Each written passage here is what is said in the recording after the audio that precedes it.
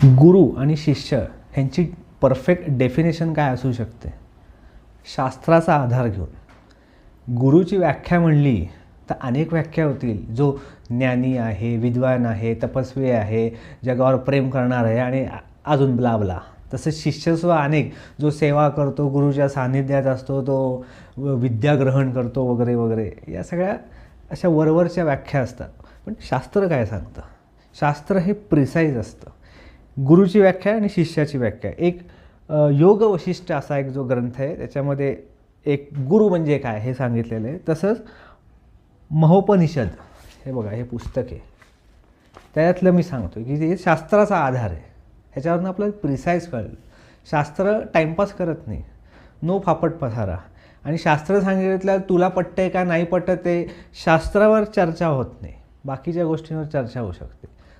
तर गुरुची व्याख्या काय सांगितली आहे शास्त्राने? हे दोन ग्रंथ, योग वशिष्ठ आणि महोपनिषद, की एखादी व्यक्ती दुसऱ्या व्यक्तीमधली कुंडलिनी शक्ती जागृत करू शकते, त्याला गुरु असं म्हणलेलं आहे. किंवा मंत्रोद्वारे एखादा मंत्र दिला, गुरुमंत्र आपण म्हणतो, तो मंत्र दिला आणि समोरची शक्तिपात झालं, म्हणजे शक्ती वरती जायला लागली, कुंडलिनी शक्ती जागृत झाली, अशा व्यक्तीला गुरु म्हणले. तसंच मग शिष्य कोणाला म्हणायचं? जो गुरुच्या सान्निध्यात असतो, जो सेवा करतो वगैरे वगैरे. काही नाही, शास्त्र हे सांगत नाही. शास्त्र असं म्हणतं, गुरुने जी शक्ती दिली आहे, ज्या व्यक्तीला ती शक्ती धारण करता येते आणि वरती उठवता येते, त्याला शिष्य म्हणलं आहे. बास. शिष्य म्हणजे तो भयंकर आज्ञाधारक आहे, सेवेत आहे, हेम टॅव, नो टाईमपास. शास्त्र प्रिसाईज असतं. शास्त्राचा आधार असेल आपल्या अध्यात्मामध्ये, तर गुरु म्हणजे कोण, शिष्य म्हणजे कोण, भक्त म्हणजे कोण, कुंडलिनी शक्ती म्हणजे काय असते, शक्तिपात दीक्षा म्हणजे काय असते, त्याचे प्रकार काय असतात, हे प्रिसाइजली परफेक्टली आपल्याला कळतं.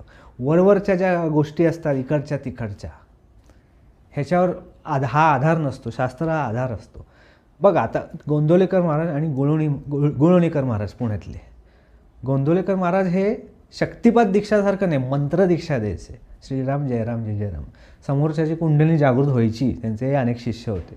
तसंच पुण्यातले गुळवणी महाराज होते, ते मंत्र देत नव्हते, पण स्पर्श दीक्षा, नेत्र दीक्षा, शक्तिपात दीक्षा द्यायचे, की समोरच्या तिथल्या तिथे माणसाची कुंडलिनी जागृत व्हायचे, लोकांना समाधी लागायची, वेगवेगळे दिव्य अनुभव यायचे.